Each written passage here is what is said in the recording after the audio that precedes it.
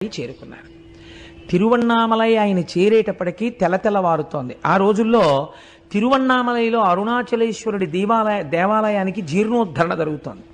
అందుకని 9 గంటలు అయితే తప్ప గుడి తెరిచేవారు కాదు. ఎందుకంటే అవన్నీ పెద్ద పెద్ద కర్రలు ఇనపవి అన్నీ కట్టి ఉండేవి. తెలియక చీకట్లో ఎవరు పెడితే దేన్ని కొట్టుకుంటారో ఏ పడుతుందో ఇబ్బంది వస్తుందని చెప్పి తెరిచేవారు కాదు. చాలా ఆశ్చర్యకరంగా ఇంకా చీకట్లు విచ్చుకోకముందే ఈయన అరుణాచలేశ్వరుడి గుడి దగ్గరికి వెళ్ళేసరికి అంతరాలయం తలుపులు కూడా తెరిచి ఉన్నాయి. అర్చకులు కూడా లోపల లేరు.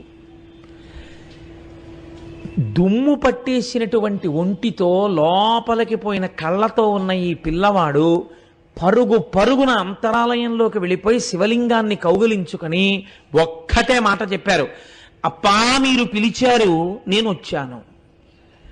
నాన్నగారండి మీరు పిలిచారు, ఈ కొడుకు వచ్చాడు. అంతే వారు అన్నది.